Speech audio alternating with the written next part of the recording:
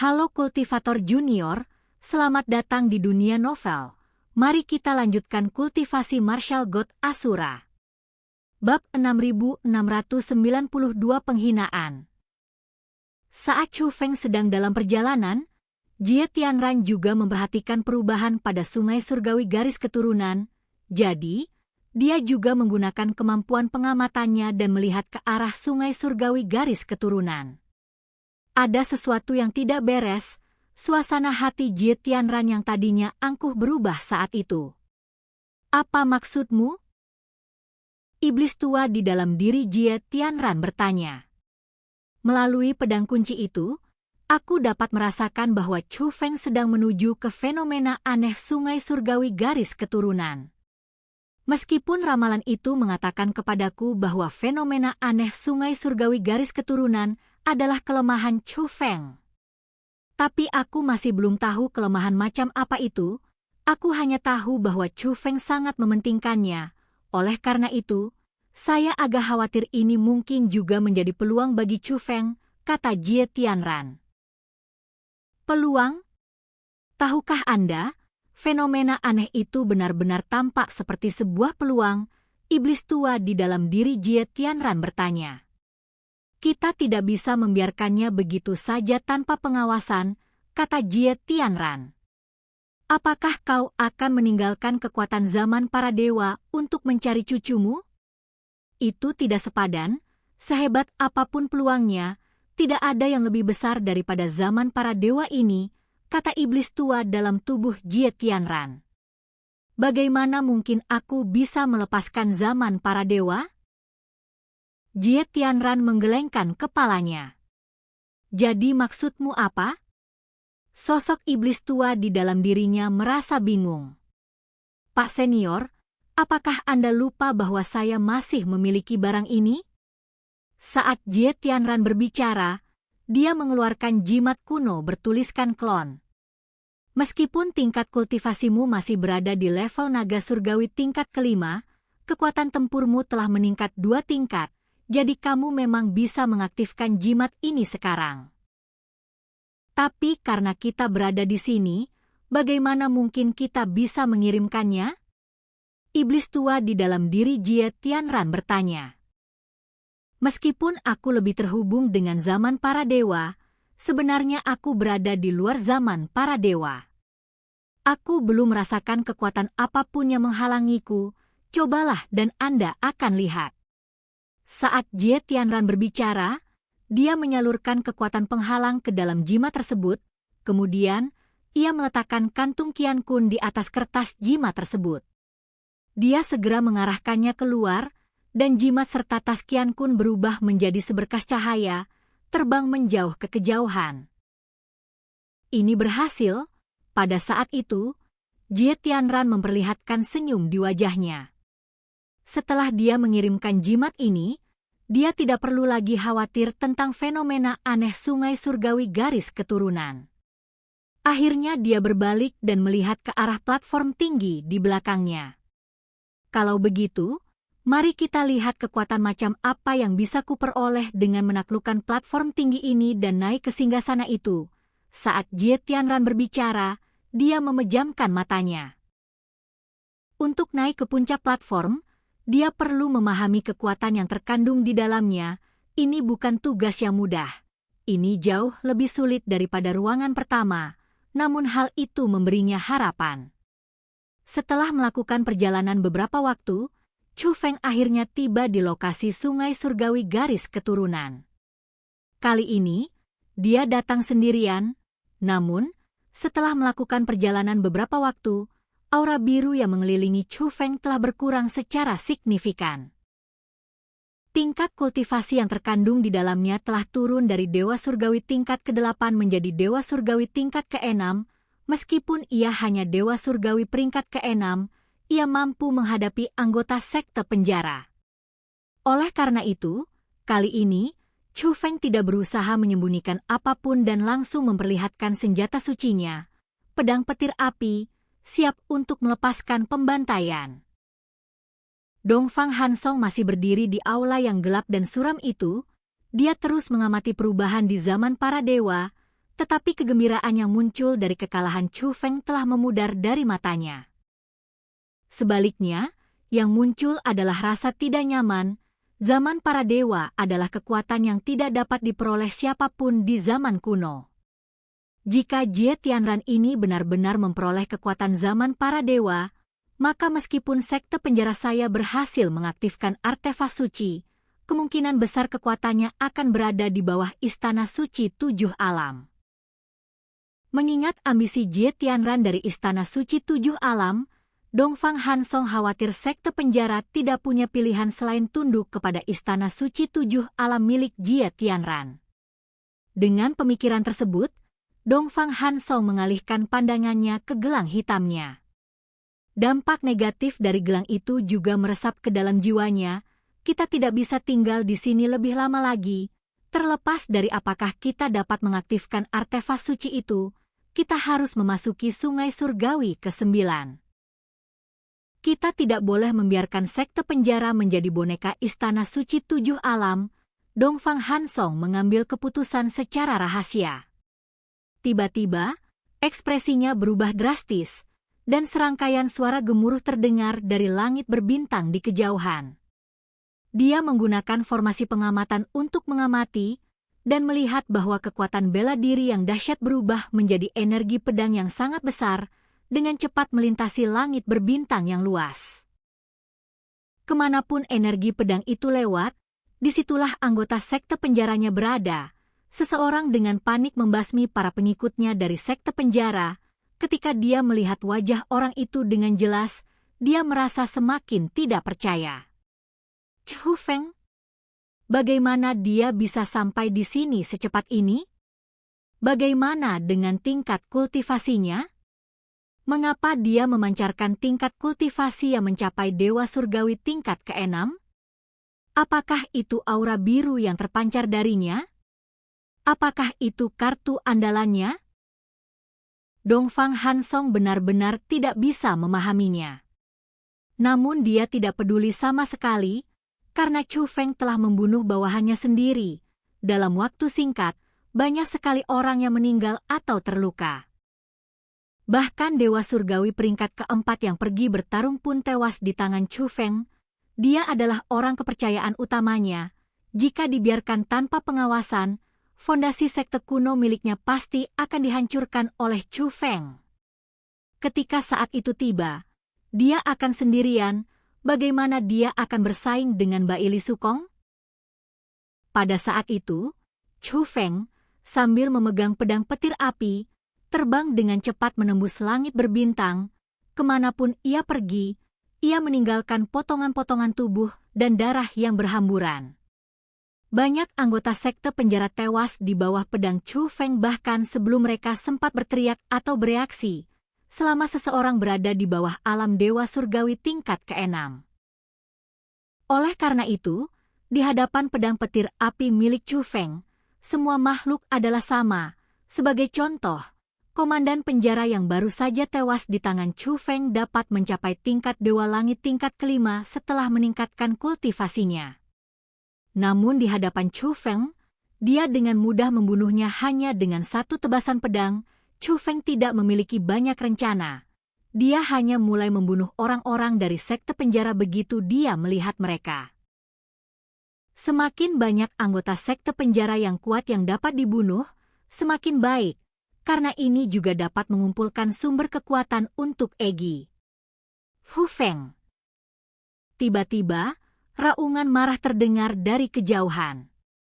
Dongfang Hansong, yang memegang pedang besar sebagai senjata suci, terbang dengan cepat menuju arah Chu Feng.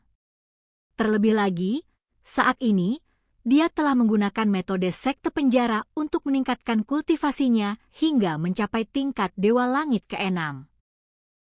Chu Feng mengabaikan Dongfang Hansong dan mengayunkan pedangnya lagi. Energi pedang emas itu, bagaikan gelombang raksasa, menerobos langit berbintang. Energi pedang itu menembus kapal perang yang mengapung tidak jauh dari situ dalam sekejap. Setidaknya ada beberapa ratusan ribu anggota sekte penjara di kapal perang itu. Namun sebelum dia sempat berteriak, hidupnya telah direnggut. Bahkan esensi aslinya pun tidak tertinggal. Ia langsung diserap ke dalam tubuh Chu Feng dan dipindahkan ke ruang roh alam. Aku akan membunuhmu. Melihat Chu Feng sama sekali mengabaikan mereka dan melanjutkan pembantaiannya, mereka menyadari bahwa Chu Feng sama sekali tidak menganggap mereka serius. Kemarahan juga berkobar di hati Dongfang Hansong.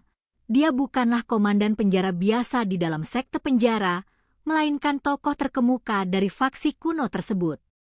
Bahkan Baili Sukong pun tidak berani meremehkannya. Jadi mengapa Chu Feng, yang hanya seorang junior, berani memandang rendah dirinya? Bab 6693 Pemberian Hadiah. Bum bum bum. Bahkan sebelum mereka mendekat, Dongfang Hansong sudah mengangkat senjata sucinya, yaitu tombak. Tombak itu diacungkan, melepaskan gelombang kejut yang dahsyat, dan seberkas energi besar melesat ke arah Chu Feng. Serangan ini cukup untuk menghancurkan sebuah dunia. Chu Feng hanya meliriknya dengan jijik sebelum dengan mudah menghindari serangan itu. Dengan tebasan punggung tangan, aura pedang yang kuat menyapu ke arah Dongfang Hansong. Energi pedang Chu Feng tidak hanya lebih kuat daripada kemampuan bela dirinya, tetapi juga lebih cepat. Selain itu, dengan Dongfang Hansong yang terbang cepat ke arah Chu Feng, dia tidak punya waktu untuk menghindar. Dia tidak punya pilihan selain menggenggam senjata sucinya tombak dan mengayunkannya dengan ganas, melepaskan teknik bela diri yang kuat dengan tombak untuk melawan serangan Chu Feng. Bum bum bum. Benturan antara dua kekuatan bela diri gabungan itu langsung mengungkap keunggulan lawan. Teknik bela diri Dongfang Hansong benar-benar terputus oleh energi pedang Chu Feng. Selain itu, energi pedang tersebut telah mencapai sekitar Dongfang Hansong. Dengan lambaian lengan bajunya, Dongfang Hansong melepaskan kekuatan dahsyat yang menyatu menjadi perisai pertahanan, melindunginya dari dalam. Energi pedang itu menghantam, mengenai teknik bela diri pertahanan, dan langsung menghilang sebagai riak, namun sosok Dongfang Hansong juga terlempar ke belakang. Meskipun Dongfang Hansong akhirnya berhasil memblokir energi pedang Chu Feng, namun, teknik bela diri defensifnya sudah penuh dengan kelemahan. Ada yang tidak beres, energi pedang yang dilepaskan Chu Feng jelas tampak seperti serangan biasa, bahkan bukan seni bela diri. Jadi mengapa energi itu memiliki kekuatan sebesar itu? Dongfang Hansong sangat terguncang.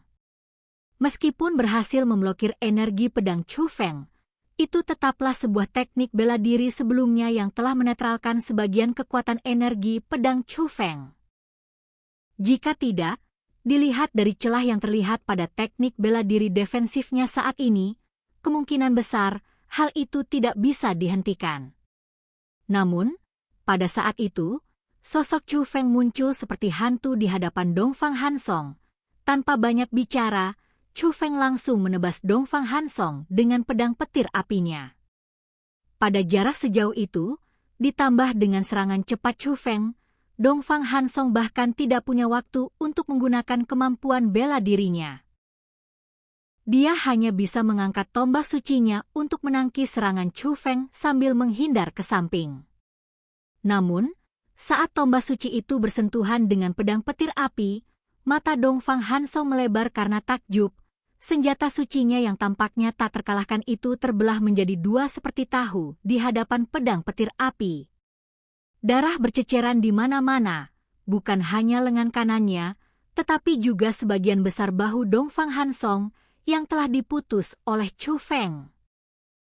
Sebelum dia sempat terkejut, pedang petir api Chu Feng sudah menusuk ke arah dantian Dongfang Hansong sekali lagi. Kali ini, Dongfang Hansong bahkan tidak punya kesempatan untuk menghindar. Dengan sebuah pikiran, dia mengaktifkan harta karun penyelamat hidup yang tersembunyi di dalam tubuhnya. Pedang itu menerjang tanpa menimbulkan kejutan. Kekuatan yang sangat besar itu membuat Dongfang Hansong terlempar ke belakang sekali lagi. Alasan dia terlempar ke belakang adalah karena pedang Chu Feng gagal menembus tubuh Dongfang Hansong. Itu adalah lapisan cahaya keemasan dengan simbol-simbol yang melekat pada tubuh Dongfang Hansong. itu memblokir serangan pedang mematikan Chu Feng. Tubuh bercahaya itu memancarkan aura kuno. Jelas merupakan harta karun kuno yang melepaskan susunan perlindungan. Meskipun ia berhasil memblokir serangan Chu Feng dengan benda penyelamat nyawa ini, Dongfang Hansong sama sekali tidak merasa senang. Ini adalah alat penyelamat hidupnya yang paling ampuh, yang hanya bisa digunakan sekali, dan dia tidak akan menggunakannya kecuali benar-benar diperlukan. Awalnya ditujukan untuk menangani Baili Sukong, namun tanpa diduga malah digunakan pada Chu Feng. Namun, sesaat kemudian, ekspresi Dongfang Hansong berubah drastis lagi. Chu Feng muncul di hadapannya sekali lagi, seolah-olah dengan sihir. Kali ini, Chu Feng tidak menggunakan pedang petir api yang tak terkalahkan di tangan kanannya, melainkan membuka tangan kirinya. Mimpi buruk para penjaga. Tiba-tiba, tangan kirinya mengayun, dan kekuatan aneh langsung menyelimuti Dongfang Hansong. Selanjutnya, cahaya keemasan yang melekat pada Dongfang Hansong mulai menghilang. Mereka mundur kembali ke harta karun penjaga yang telah menyatu dengan jiwa Dongfang Hansong. Jelas bahwa harta pelindungnya telah gagal. Bagaimana mungkin ini terjadi? Harta karun ini tidak mungkin gagal tanpa alasan. Ini pasti berhubungan dengan kekuatan aneh yang terpancar dari tangan kiri Chu Feng. Apa jenis monster kau ini? Pada saat itu, Dongfang Hansong kembali menatap Chu Feng, wajahnya dipenuhi rasa takut. Ini adalah kali pertama dia berkelahi dengan seseorang, dan dia merasa sangat takut. Ini adalah perasaan putus asa yang belum pernah dia rasakan sebelumnya. Meskipun lawannya hanyalah seorang junior, dia sudah putus asa setelah hanya bertukar pukulan singkat. Karena dia tidak melihat harapan untuk menang, dan sekarang bahkan harapan untuk bertahan hidup pun telah direnggut oleh lawannya.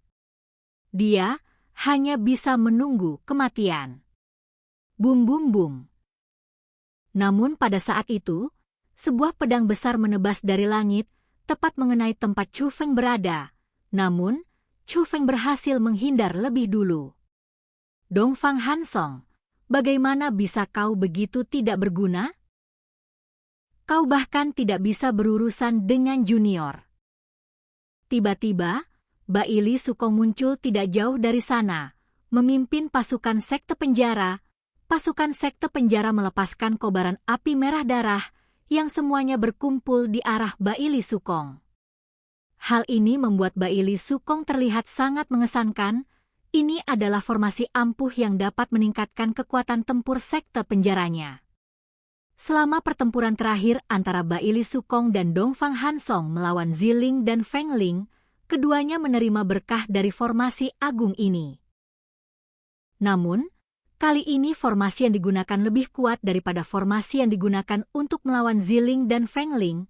Itu karena Baili Sukong sangat tidak rela setelah gagal mengalahkan Ziling dan Feng Ling dan menyaksikan Chu Feng dan yang lainnya melarikan diri.